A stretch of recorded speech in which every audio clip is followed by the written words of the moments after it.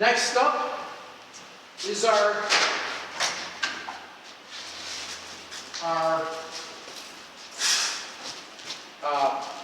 geogrid or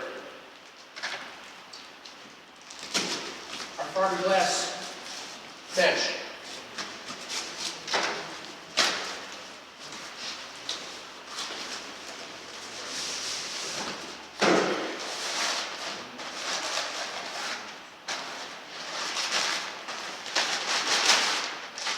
Okay.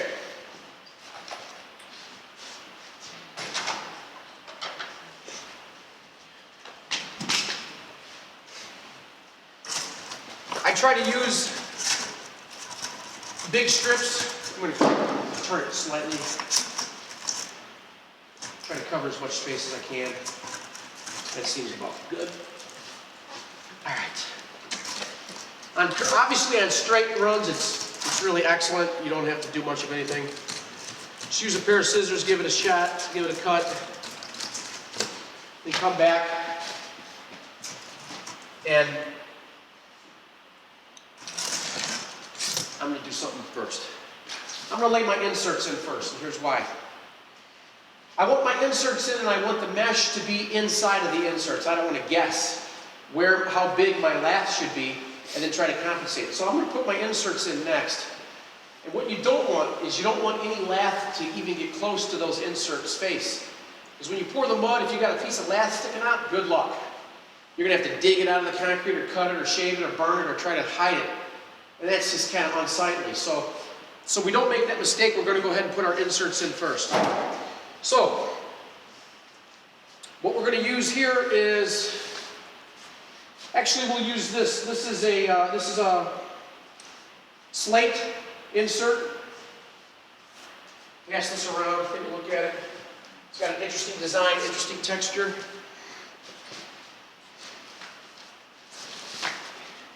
The cool thing about this is, and I don't know if you guys can see the one that you're sitting on, if you wanted to miter the edge so that it comes to a 90-degree angle, you could. But because these inserts are so thin, we can actually get a nice radius out of it without having to cut anything. And that saves time. So what I'm going to do is I'm going to lay this in here. You have bigger side rails like these here so you can go on the outside and make that wider yet? That cap? You can make the cap as wide as you want. Okay. It can be 5 feet wide. Now you're just talking about a countertop, concrete countertop. Yeah. We've got a system called Z countertop forms, and that's probably what we want to use. But to answer your question, yeah, you can go that wide with the same forms. But for this is completely different. You don't really need anything else. All right, so I've got my insert in there perfectly to kind of help me out. If you go to my trusty 16-penny nails, instead of putting double stick tape on the back of this rail and trying to stick the thing to hold it in place, all I'm going to do is take a nail. I'm just going to shoot it down in there to kind of hold it in place. And that saves me from all that jerking around with the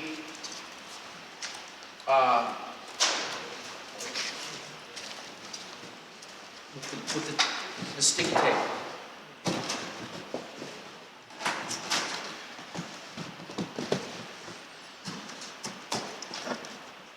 All right, so what I'll probably do, I don't know if I have one up there. Hey, something this size, what do you think total weight is when you're done? Total weight, this size? We talked about that yesterday.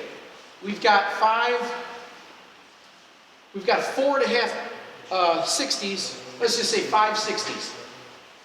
What's the countertop, TruePack C weigh? 15 pounds? No, it's 8 pounds. 8 pounds. So 40. So you've got.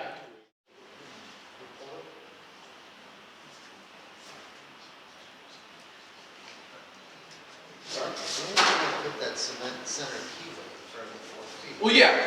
You could have done this. Sorry, I didn't express that. Okay, so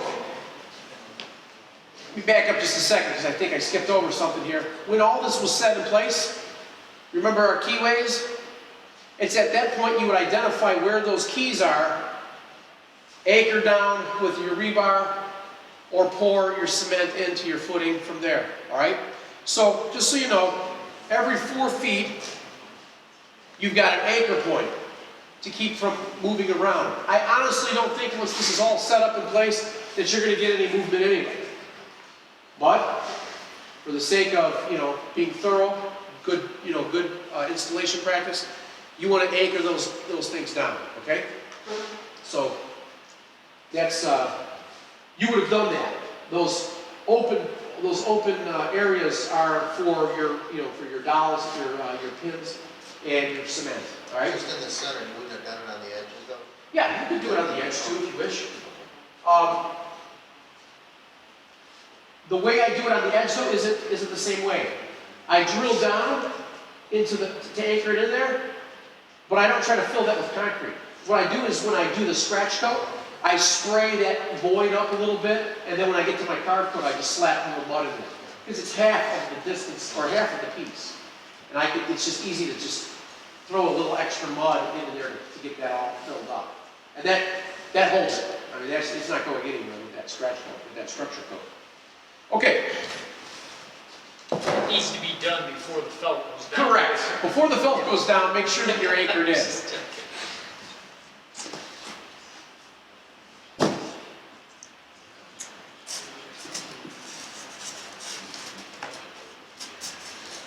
Once again, I'm just using these nails to kind of keep it in place.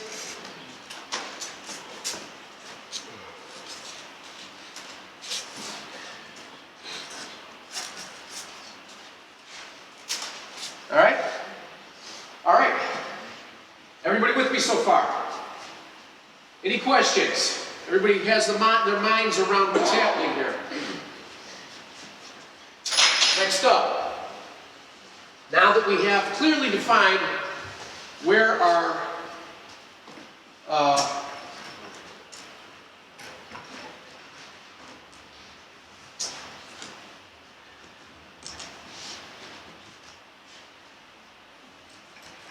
we'll go back and cut off this lath so that it fits inside of our tray clearly.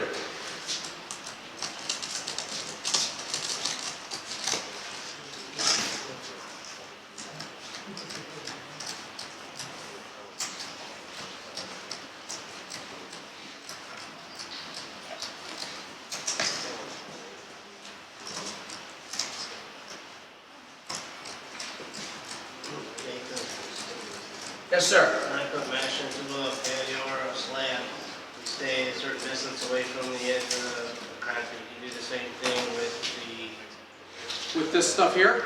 Yeah. Yeah, I try to stay an inch away. The reason why, let me just say this. The reason why the practice is to keep it a certain distance away from the outside edge is because they know the steel's going to rust. And that oxidation is going to leach out into their work. So what they try to do, at least I think it is here in Illinois, they try to stay 3 inches away from the outside edge. So all their rebar apparatus or the cage or the armature is always, you've got 3 inches of space. That's to take into account the fact that they know what's going to happen. But this is fiberglass mesh. No corrosion, nothing corrosive, nothing is breaking down. So as long as you're, Either way, you don't want it sticking out. either way you don't want it to get too close to sticking out, correct?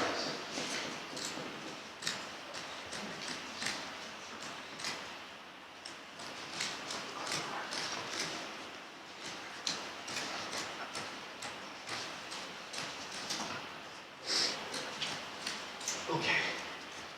Now we'll just fill in the rest with these pieces. Yeah, I think this piece will work out good. Huh? No?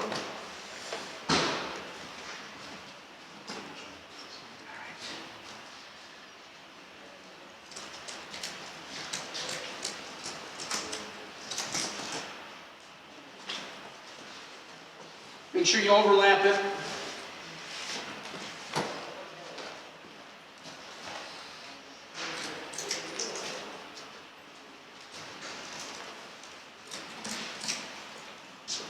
Okay, guys, we're basically prepped and ready.